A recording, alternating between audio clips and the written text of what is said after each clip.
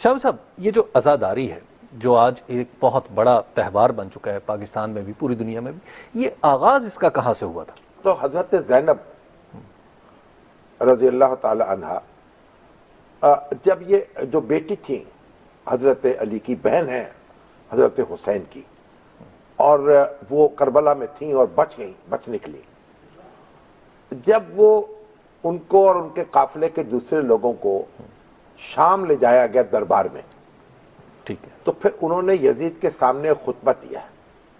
اچھا، وہ خطبہ جو ہے وہ اپنی جگہ جرت اور ہمت کی ایک عجب داستان ہے، اور آپ کے رونگٹے کھڑے کر دیتے کس دلیری کے ساتھ انہوں نے اس کے ایک قیامت برپا ہو چکی ہے.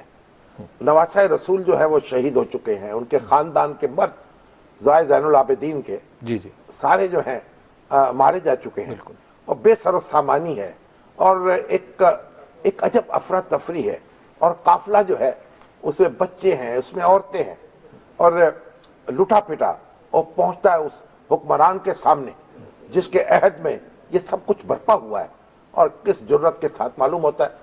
لیکن حضرت علی کی بیٹی ہیں تو کیسی جرت کے ساتھ گفتگو کرتی ہیں، اسے للکارتی ہیں، اسے ڈانٹتی ہیں، اسے پھٹکارتی ہیں، اور وہ دبکا ہوا بیٹھا جو ہے اس کو سننے پر مجبور ہے.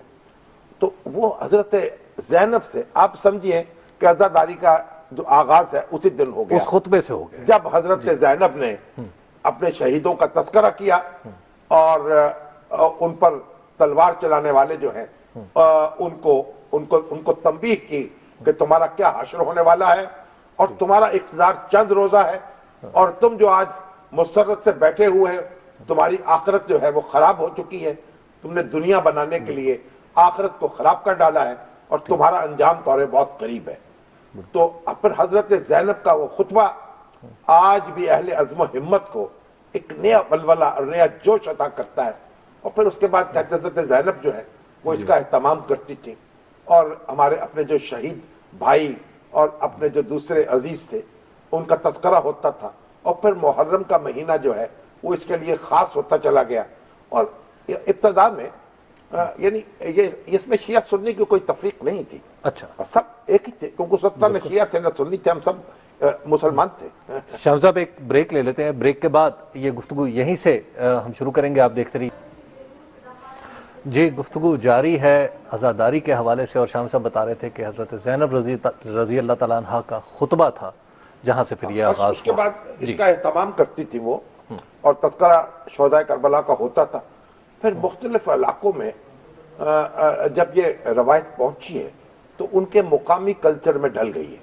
اچھا، تو ہمارے ہاں کیونکہ ہندی کلچر جو تھا اس کے تحت پھر اس کو منایا جانے لگا، اور لکھنؤ سے اس کا ایک خاص کر و فر سے اس کا آغاز ہوا ہے. اچھا، اور اب دنیا کے تمام ممالک میں یہ عاشورہ اسی طریقے سے منایا جاتا ہے. لیکن مقامی جو ان کی روایات ہیں اور کلچر ہے اس کے تحت پھر مزاج جو ہے اس کا بدل جاتا ہے، اس کے اندر اس کا رنگ بدل جاتا ہے. لیکن کئی جگہ جلوس نہیں نکالے جاتے، اچھا، کئی جگہ اجتماعات ہوتے ہیں، اور کئی جگہ مختصر اس میں جلوس نکالے جاتے ہیں راستے میں. اچھا شاہ صاحب، یہ جس واقعے کو ہم یاد کرتے ہیں محرم میں، اس واقعے کے پیچھے سوچ کیا کار فرما تھی؟ وہ کیا فلسفہ تھا جس کو لے کے حضرت امام حسین جو تھے وہ کربلا پہنچے؟ دیکھیے اب تاریخ کا معاملات ہیں تو اس میں آپ کو ذرا سمیٹتا ہوا بات کرتا ہوں. ٹھیک ہے. یہ جو حضرت علی کی شہادت کے بعد حضرت حسن جو ہے وہ خلیفہ منتخب ہوئے، بالکل، اور اس طرف شام میں امیر معاویہ جو تھے وہ حضرت علی کی خلافت انہوں نے تسلیم کی تھی نہیں کی تھی. اور پھر اس کے بعد آپ کو میں جنگ ہوئی تھی، جنگ صفین جسے کہتے ہیں، اس کا ایک نتیجہ تو میں تفصیل میں جانا نہیں چاہتا. پر حضرت حسن جو تھے ان کے اور حضرت معاویہ کے درمیان مقابلہ ٹھن گیا. اچھا، اور فوجیں آمنے سامنے تھیں، اور حضرت حسن جو ہیں وہ بڑے سلجھو تھے. اچھا، اور انہوں نے یہ سوچا کہ یہ خون جو ہے مسلمانوں کا بہنا نہیں چاہیے. ٹھیک. اور پھر امیر معاویہ کی طرف سے سفیر بھیجے گئے تاکہ مذاکرات کر سکے. تو حضرت کچھ 5-6 مہینے ہوئے تھے حضرت حسن کو خلافت سنبھالے ہوئے، تو پھر انہوں نے ایک معاہدہ کر لیا، دستبرداری اختیار کر لی خلافت سے، اور اس کے بارے میں کہا جاتا ہے کہ عارضی طور پر دستبرداریوں نے اختیار کر لی. ایک نقطہ نظر یہ ہے، یعنی مستقل نہیں، بالکل، یعنی معاویہ کی زندگی تک، امیر معاویہ کی زندگی تک. اور پھر یہ کہا کہ بھئی تحفظ ہوگا ان شہروں کو جو ان کی حمایت میں تھے، کوفہ ہے، مدینہ ہے، مکہ ہے، بصرہ ہے، یہ سارے علاقے جو ہیں، اور یہاں کوئی انتقامی کارروائیاں نہیں کی جائیں گی، اہل بیت کا اور ان کے جناب جانثاروں کا مکمل تحفظ ہوگا. اور پھر معاویہ کے بعد یہ جو انتخاب ہے یہ شورا کرے گی. ٹھیک. تو یعنی امیر کا جو انتخاب ہے، جو مسلمانوں کی روایت تھی، جیسے حضرت ابوبکر صدیق کا انتخاب ہوا، پھر حضرت عمر کا انتخاب ہوا، پھر حضرت عثمان کا ہوا، پھر حضرت علی کا ہوا. تو آپ دیکھیں ہر انتخاب میں ایک شرائعیت کا عنصر غالب رہا. ٹھیک. یعنی اس کا پیٹرن کوئی بھی ہو، لیکن بنیادی بات تھی کہ لوگوں کی جو رائے تھی، اہل الرائے کی، اس کو بڑی اہمیت دی گئی. تو اس وقت اسلام نے اور جو رسول اللہ صلی اللہ علیہ وسلم کے صحابہ نے جو نمونہ قائم کیا، جسے ہم خلافت راشدہ کہتے ہیں، اس زمانے میں وہ اپنی مثال آپ تھی. جب جگہ جگہ بادشاہتیں تھیں اور باپ کے بعد بیٹا جو اقتدار سنبھالتا تھا، یہاں ایک مشورے سے حکومت سازی کا ایک نیا ماڈل پیش کیا گیا دنیا جو ڈیموکریسی کی بھی شکل ابتدائی کال ہے، ایک خاص لوگوں کے مشورے سے ایک معاملہ کیا جائے، اور رنگ اور نسل کے بغیر، تعصب کے بغیر، جو اپنے سے بہتر آدمی سمجھا جائے اسے منتخب کر لیا جائے.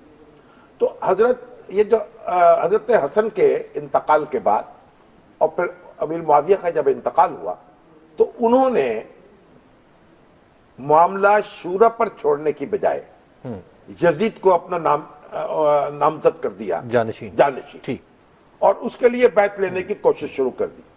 اب کئی صحابہ کرام جو تھے انہوں نے اس کو پسند نہیں کیا اور بیعت نہیں کی.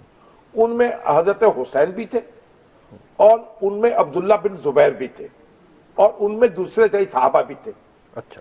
تو حضرت حسین جو تھے ان کو کوفہ والوں نے بلایا کہ آپ یہاں آئیں اور ہم آپ کے ہاتھ پر بیعت کرنا چاہتے ہیں. ٹھیک. جب وہاں پہنچے تو یزید نے ایک سخت گیر گورنر وہاں بھیج دیا. بہت سے لوگ جو تھے وہ دبک گئے، اور حضرت حسین کا قافلہ جو تھا وہ مختصر قافلہ تھا، یعنی کوئی لڑائی جھگڑے کے لیے وہ نہیں آئے تھے. اچھا. اور 72 آدمی کیا لڑے جھگڑیں گے؟ بالکل. تو اب وہ تو اپنی ایک، جب انہوں نے دیکھا کوئی لشکر جو ہے اس سے پالا پڑ گیا، تو انہوں نے ان کے سامنے کہا کہ مجھے آپ براہ راست یزید سے بات کرنے دیجیے. ٹھیک ہے. میں اس سے براہ راست بات کر لیتا ہوں، یا مجھے مدینہ جانے دیجیے واپس، اور یا یہ ہے میں کہیں دوسرے مقام پہ چلا جاتا ہوں، دور دراز مقام پر. مگر وہ جو وہاں کے لوگ تھے، حکمران طبقے کے جو نمائندے تھے، ابن زیاد کا جو لشکر تھا، انہوں نے یہ بات نہیں مانی اور لڑائی کی. اور پھر اس کے بعد وہ واقعہ ہو گیا جو آج بھی جس میں عالم اسلام میں جس کا ماتم کیا جاتا ہے، اور پوری دنیا میں جس خون کی حدت اور شدت محسوس کی جاتی ہے. دیکھیں کسی اور مقتول کا اور کسی اور شہید کا اس طریقے سے دنیا بھر میں دن منایا نہیں جاتا جس طرح حضرت حسین ان کے رفقا کا بنایا جاتا. بالکل.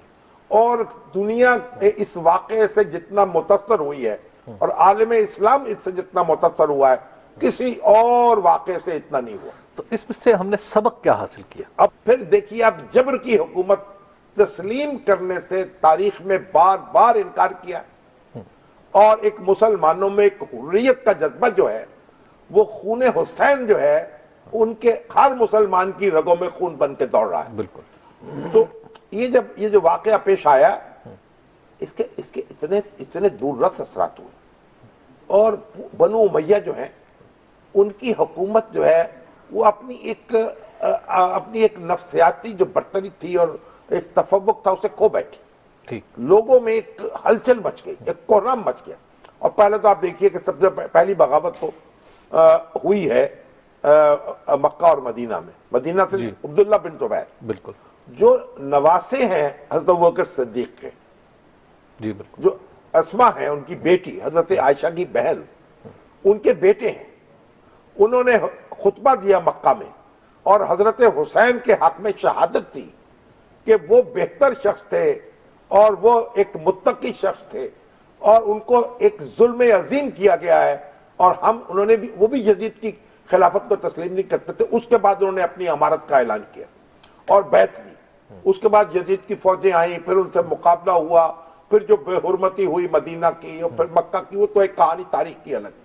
لیکن حضرت پھر عبداللہ بن زبیر جو ہے ان کو شہید کر کے ان کی لاش جو ہے لٹکا دی گئی.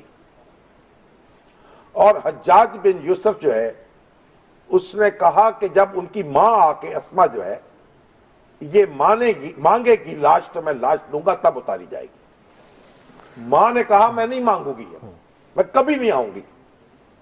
آخر اس کو چل کے آنا پڑا.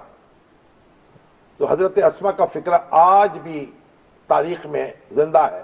انہوں نے کہا یہ میرا بیٹا جو ہے یہ ابھی تک سوار جو ہے وہ سواری سے نہیں اترا، پھانسی پہ لٹکے ہوئے دیکھا جب.